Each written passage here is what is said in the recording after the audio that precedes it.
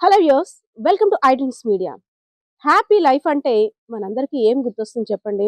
ఒక మంచి ఇల్లు, అమ్మ, నాన్న, చుట్టూ బంధాలు, అదే విధంగా డబ్బులు, సరదాలు, సంతోషాలు. సో ఇవన్నీ మనం అనుకున్న హ్యాపీ లైఫ్. సో ఇల్లు అనేసరికి కూడా మనకి అద్దాల మేడలు, భవంతులు అన్నీ కూడా గుర్తొస్తుంటాయి. కానీ తల్లిదండ్రులు కోల్పోయినటువంటి ఇద్దరు చిన్నారులు విజయనగరం జిల్లా జామి మండలం జన్నివలస గ్రామానికి చెందిన ఇద్దరు చిన్నారుల యొక్క విషాద గాథ తెలిపేందుకైతే నేను జన్నివలస వచ్చేసాను. ఒకసారి నా బ్యాక్గ్రౌండ్ ఉన్న ఇంటిని చూడండి. మనం చాలా మంది సెలబ్రిటీస్, అదే విధంగా డిఫరెంట్ టైప్ ఆఫ్ హౌసెస్ చూసాము. మంచి మంచి మోడల్ ఇల్లులు చూసాము. అత్యాధునిక వసతులతో కూడిన బిల్డింగ్స్ చూసాం. కానీ ఇద్దరు చిన్నారులు ఉంటున్న ఈ హోమ్ టూర్ మీరైతే చూడడానికి సిద్ధంగా ఉండండి. హోమ్ టూర్ చూపిస్తానన్నాను కదా, ఇంట్లోకి ఎంటర్ అవుతున్నాం. చూస్తున్నారు కదా, మనం ఫస్ట్ చూసేది ఏంటంటే ఒక పెద్ద హాలు, అదేవిధంగా బెడ్రూమ్స్ ఏవి, కిచెన్ ఏవి, బాత్రూమ్స్, అదేవిధంగా చుట్టూ ఉండే బాల్కనీ, బోల్డ్ స్పేషియస్ ప్లేస్. ఒకసారి అంతా ఇల్లు లుక్ వేయండి. అన్ని కనిపిస్తున్నాయి మీకు ఇక్కడ. పెద్ద పెద్ద బాత్రూమ్స్ కనిపిస్తున్నాయి, పెద్ద పెద్ద హాల్స్, డైనింగ్ టేబుల్స్ అన్ని కనిపిస్తున్నాయి కదా. వాటితో పాటు ఇక్కడున్న ఇద్దరు చిన్నారులు, ముందుగా మీరు చూడాల్సింది ఇద్దరు చిన్నారులని. సో ఇద్దరు చిన్నారుల గురించి నేను చెప్తున్నాను. అమ్మ నాన్న లేరు అని. కానీ జన్నివలసలో ఎలా ఉంటున్నారు? అసలు ఎందుకు చుట్టాలింటికి వెళ్ళటం లేదు? వీళ్ళని ఎవరు సాకుతున్నారు? అసలు వీరి పరిస్థితి ఏంటి? నాకెందుకు ఫోన్ చేశారు రమ్మని, ఒకసారి మేడం రండి మా పరిస్థితి చూడండి అని వాళ్ళతోటే మాట్లాడదాం. మనం పిల్లల యోగక్షేమాలు కనుక్కునే ముందు first of all as a మదర్గా, ఎందుకంటే నేను కూడా ఒక తల్లిని కాబట్టి పిల్లలు అసలు ఏం తింటున్నారో ఏంటో కూడా చెక్ చేసుకుంటాను. అంటే యాజ్ ఏ మదర్గా పిల్లలు ఎలా తింటున్నారో, ఏం తింటున్నారో ఒక చిన్న క్వశ్చన్. అన్నం పాపం వాళ్ళ చిట్టి చేతులతోటి వండుకున్నట్టున్నారు. ఇక్కడ సిలిండర్ అయితే ఏమీ లేదు కానీ మేబీ ఎవరో ఇచ్చుంటారు. ఇది కూడా ఏదో కర్రీ పెద్దోడు చేసాడంట, అది కూడా కర్రల పొయ్యి మీద. ఓకే, ఏదో పాపం వచ్చి రానట్టు పిల్లలు ఏదో వాళ్ళ కడుపు కోసం, పొట్ట నింపుకోవడం కోసం. హాయ్ చిన్న, ఏంటి నీ పేరు? గౌతమ్. నీ పేరు? విజయ్. ఇక్కడ ఎవరెవరు ఉంటారు? మా ఇద్దరు. మీ ఇద్దరే? ఏమి అమ్మ నాన్న చనిపోయారు. ఎప్పుడు? ఎన్నెళ్ళు ఫస్ట్ ఎవరు చనిపోయారు? నాన్న. మీ చిన్నప్పుడేనా? ఎలా చనిపోయారు నాన్న? తెలియదు. తర్వాత అమ్మ ఎప్పుడు చనిపోయిందమ్మా? 5వ నెల. మొన్న 5వ నెలలోనా? 5 నెలలు అవుతుందా? 7 నెలలు అవుతుంది. 7 నెలలు అవుతుంది. అమ్మ పేరు? దేవి. నాన్న పేరు? పైడిరాజు. అమ్మ మిమ్మల్ని బాగా చూసుకునేదా? అన్ని కొనిపెట్టేదా? అసలు ఎలా చనిపోయింది? హెల్త్ బాగాలేదా ఏంటి? హార్ట్ అటాక్ వచ్చేసరికి. హార్ట్ అటాక్ వచ్చేసింది. మరి మీరు మీ ఇద్దరిని ఇలా వదిలేసి వెళ్ళిపోయింది కదా అమ్మ. అసలు మీరు ఎలా ఉంటున్నారమ్మా? చిన్న పూరి గుడిసె. అసలు బయట కూడా ఏమీ సరిగ్గా లేదు. కుక్కలు ఇదంతా చుట్టూ లోన్లీ ఏరియా. భయం వేయట్లేదా మీకు? భయం వేస్తుంది.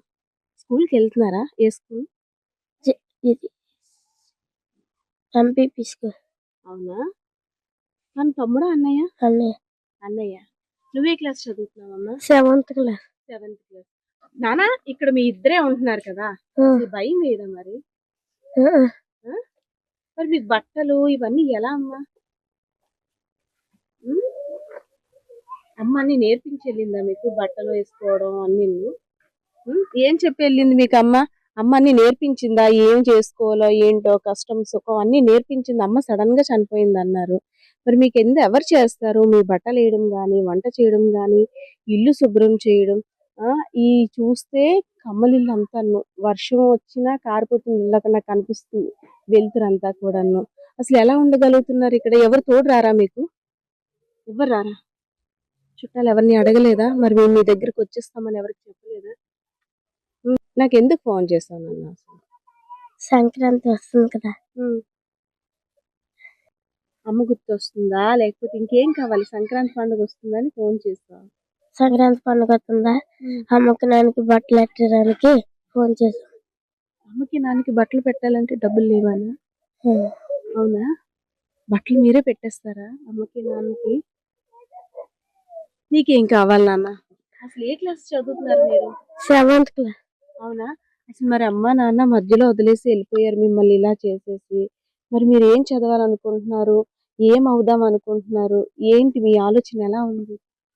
ఏం చదవాలనుకుంటున్నారు? డాక్టర్.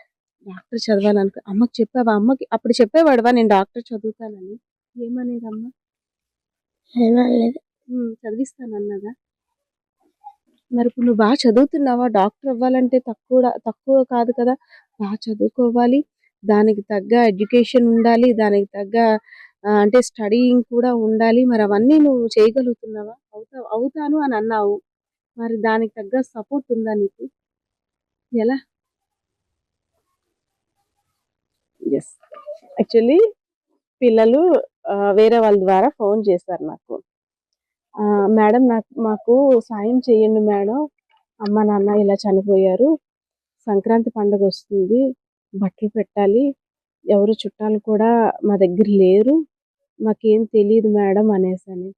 అరే నాన్న నేనేం చేస్తాను, సరే సంక్రాంతి పండుగ వస్తుంది కదా! ఎక్కడ మీ ఇల్లు? అసలేంటి స్టోరీ అని అడిగితే, మా నాన్నగారు చిన్నప్పుడు చనిపోయారు మేడం.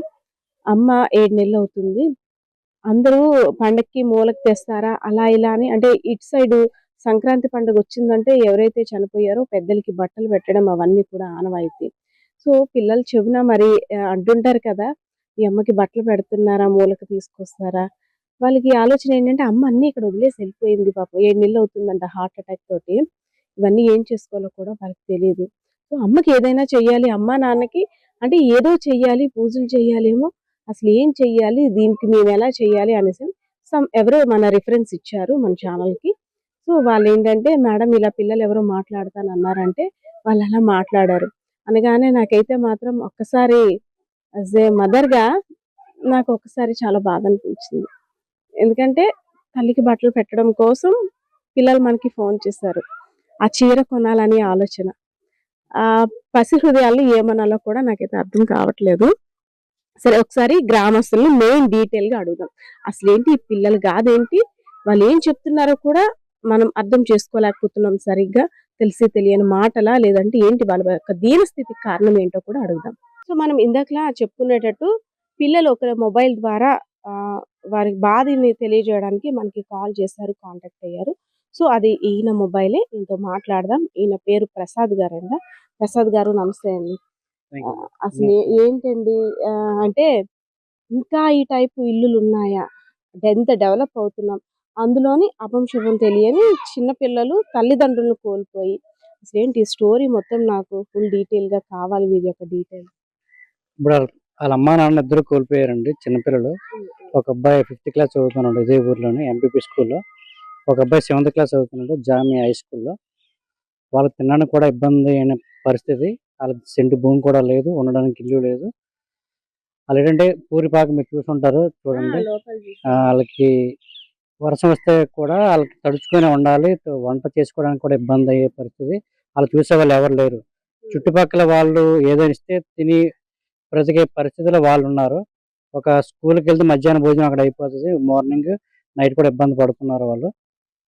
సార్ అంటే వాళ్ళకి చుట్టాలు ఎవరో ఒకళ్ళు ఉంటారు కదా సార్. ఇంత పిల్లల్ని చిన్న పిల్లల్ని అంటే ఏదో వాళ్ళ పని వాళ్ళు చేసుకుంటారు గానీ, అమ్మ ఉండేటప్పుడు, తల్లిదండ్రులు ఉండేటప్పుడు వేరు. ఎవరో ఒక నైట్ కూడా పడుకోవడానికి ఇబ్బంది. అందులో సెక్యూర్‌గా కూడా ఏమీ లేదు. బోరుమని వర్షం వచ్చిందంటే కారిపోతుంది. తార్ప ఫుల్ కప్పేసుంది. సో, దీన్ని అంటే చుట్టాలు వాళ్ళందరూ ఎలా రియాక్ట్ అయ్యారు వీళ్ళ పట్ల? చుట్టాలు అంటే ఎవరు ఒక రోజు, 2 రోజులు చూస్తారు గానీ కంటిన్యూ‌గా చూసేవాళ్ళు ఎవరు ఉండరు కదా మేడం. నెక్స్ట్ ఏంటంటే వాళ్ళ చుట్టాలు ఎవరైనా వచ్చి ఏదో చూసి ఎళ్ళిపోయి ఏదో చేస్తారు గానీ కంటిన్యూ‌గా ఆళ్ళకి ఇబ్బందయితే ఉన్నది. ఆహ్, చాలా ఆళ్ళైతే మరీ నాకు తెలిసైతే ఇలాంటి జీవితం ఇంకా ఎవరు కూడా ఎవరు చిన్నపిల్లలకి ఇలాంటి ఇబ్బంది రాకూడదు. ఒకవేళ దేవుడనేవాడు ఉంటే వాళ్ళ సమస్య 10 మందికి తెలిసి ఆళ్ళకి క్లియర్ చేసే విధంగా చేస్తారని నేను మిమ్మల్ని కోరడం జరిగింది మేడం గారు. యెస్. మనం ఇక్కడ మెయిన్ పాయింట్ ఒకటి ఆలోచించాలి. అభం శుభం తెలియని పిల్లలు సరే వాళ్ళు స్కూల్‌కెళ్ళిపోతున్నారు, వచ్చేస్తున్నారు అనేసని. కానీ ఈ టైంలోని అసలు తల్లిదండ్రుల యొక్క ప్రాపర్ గైడెన్స్ ఎంత ఇంపార్టెంట్. వాళ్ళకి ఏ చిన్న బాధొచ్చినా, మనసుకి బాధ కలిగినా సరే, లేదు ఇంకేదైనా సరే ఇది కరెక్ట్ ఏజ్ అనమాట. అంటే మంచేదో, చెడేదో తెలియబోతున్న ఏజ్ ఇదంతా కూడా. అలాంటి సమయంలో పేరెంట్స్ అనేది ఎంత ఇంపార్టెంటో ప్రతి ఒక్కరికి కూడా తెలుసు. అసలు ఈ టైంలో పిల్లల పక్కన పేరెంట్స్ ఉంటేనే చాలామంది పిల్లలు పక్కదోవ పట్టేస్తున్నారు. ఎందుకంటే నేటి సమాజం కూడా అలానే ఉంది. అలాంటిది ఎవరు లేని దగ్గర పిల్లలు అసలు ఎలా ఉంటున్నారో అంటే వాళ్ళు చెప్పిన దాన్ని బట్టి ఏంటంటే, ఒక పెద్దమ్మ వస్తారు మాకు నెలకొకసారో, 2 సార్లో. ఎప్పుడైనా కావాలి పెద్దమ్మ చూడాలని ఉందంటే ఫోన్ చేస్తే వస్తారు. ఆమెతోటి మా బాధ చెప్పుకుంటాము. కానీ మాకెవరైనా ఉంటే బావున్ను. ఒక ఇల్లు బాగు చేస్తే ఎవరో ఒకళ్ళొస్తారు మా ఇంటికి. మమ్మల్ని చూడ్డానికి, ఎవరైనా ఉండడానికి కూడా సిద్ధపడతారు అనేసి అని అంటున్నారు. సో, ఆ పెద్దమ్మను కూడా మనం రప్పించాం. ఒకసారి మాట్లాడదాం. అమ్మ మీ పేరు? నా పేరు కొండమ్మండి. కొండమ్మ గారు. పిల్లల్ని చూసాం, మాట్లాడాం. మీరెప్పుడో వచ్చి నెలకో మేము 2 ఎప్పుడో వస్తాం సార్. ఎప్పుడు ఇక్కడ ఉండరు. వాళ్ళిద్దరే ఉంటారు. ఎవరు ఉండరు. వాళ్ళ ఇంట్లో కూడా ఎవరు ఉండరు చేయరు. వాళ్ళ ఇంట్లో ఒక్కలే ఉంటారు. ఎవరు ఉంటారు. మరి అలా కాదు. పిల్లల దగ్గర ఎవరైనా ఉంటే బావుంటుంది కదా! చిన్న పిల్లలు. ఎలా అయినా సరే ఈ టైంలోని ఎవరో ఒకళ్ళు తోడుండాలి, చెయ్యాలి. మరి అడిగితే మీ ప్రాబ్లమ్ మీది చెప్తున్నారు. మా పిల్లలు కూడా మా పిల్లల దగ్గర నేను కూడా ఉండాలి కదా. వాళ్ళు చూసుకొని ఉంటే అక్కడ అవ్వదు కదా. మీరేం చేస్తారమ్మా? మేము కూలి పని చేస్తాం. ఉమ్. మేమంతే అక్కడికి కూలికి వెళ్తాము. వాళ్ళు పోషించడం ఎలాగా వాళ్ళు ఎవరు అలా చూడరు మేడం. వాళ్ళిద్దరే ఉంటారు. ఎవరు ఉండరు. ఇల్లు కూడా లేదు కనీసం. వాళ్ళు ఎలా ఉంటారు ఏంటో తెలియదు. ఇక్కడ మనం ఒకటి గమనించినట్టయితే ఊరి ప్రజలందరూ కూడా తల్లిదండ్రులుగా అయ్యారు. ఎందుకంటే ఏదైనా చిన్న కష్టం వచ్చిందంటే పోన్లే మన ఇంట్లో పిల్లలే కదా అని వాళ్ళు వండుకున్న దాంట్లోని ఇంత తీసుకొచ్చి ఇస్తున్నారు. కానీ అమ్మని అడిగినట్టు పిల్లలు అడగలేరు. అలా అని మనం అమ్మను కూడా తీసుకురాలేం. కానీ గ్రామస్తులు అయితే ఒకటి కోరుకుంటున్నారు. ఒక మంచి ఇల్లు కట్టించినట్టయితే వారి భవిష్యత్తు కోసం ఎవరైనా స్పాన్సర్స్ ముందుకొచ్చి కొంత లైఫ్ ఇచ్చినట్టయితే మా అందరం కూడా ధైర్యంగా ఉంటాం. పిల్లల్ని ఇంకాస్త బాగా చూసుకోగలం. ఏదో అంటే ఇంట్లో మా నలుగురికి వండుకునే దాంట్లో ఇంత గద్ద ఇవ్వగలం గానీ, ప్రత్యేకంగా వాళ్ళకంటూ ఇచ్చే స్తోమత మా కుటుంబాల్లో కూడా లేదు. ఇదంతా నిజమే. అంటే మధ్య తరగతి కుటుంబాలన్నీ కూడా ఎవరి కష్టం వారిదే. ఎవరి కుటుంబ బాధ్యత వారిదే. ఏదైనా ఎవరైనా కష్టం అంటే ఒక నిమిషమో, 2 నిమిషాలో లేదంటే మనం వండుకున్న దాంట్లో ఒక 10%, 20% ఇవ్వగలుగుతారు గానీ, రోజు అంటే పిల్లలకి పెట్టడం ఆ కుటుంబ సభ్యులకు కూడా భారమే. సో, ఏదైతేనేం ఈ ఇద్దరి చిన్నారుల గాథ చూసిన తర్వాత మీ అందరికీ ఏమనిపించింది? ఆపన్న హస్తం కోసం ఎదురు చూస్తున్న ఆ చిన్నారులకి ఎవరైనా స్పాన్సర్స్ ముందుకు వచ్చి ఇల్లు కట్టించినట్టయితే, లేదంటే మేము మంచిగా చదువుకోవాలనుకుంటున్నాం. తల్లిదండ్రులు లేని పిల్లలం కదా! మాలాంటి ప్రాబ్లమ్ ఇంకొకరికి రాకూడదు అనేసని మనం ఆ చిన్నబ్బాయితో కూడా మాట్లాడాం. తను కూడా అసలు ఏం మాట్లాడాలో కూడా డాక్టర్ అవ్వాలని తను ఆలోచన చెప్పాడు. అంటే మనం ముందు వచ్చేటప్పుడు మా అమ్మ హార్ట్ అటాక్‌తో చనిపోయింది కాబట్టి, అలా ఇంకెవ్వరు అవ్వకూడదు. మాలాంటి పిల్లలందరికి కూడా మేము సేవ్ చేయాలి అనే ఆలోచన ఉన్నట్టు చెప్పారు. సో, ఇదంతా ఆలోచన మనం విన్న తర్వాత వాళ్ళకి ఏ విధంగా సహాయపడగలమో సహాయపడదాం. వారికి ఒక చేయూతనిద్దాం. సో, పరిస్థితి ఇది. కెమెరా పర్సన్ బాలకిషోర్‌తో పద్మ, ఐడ్రీమ్స్ మీడియా, విజయనగరం.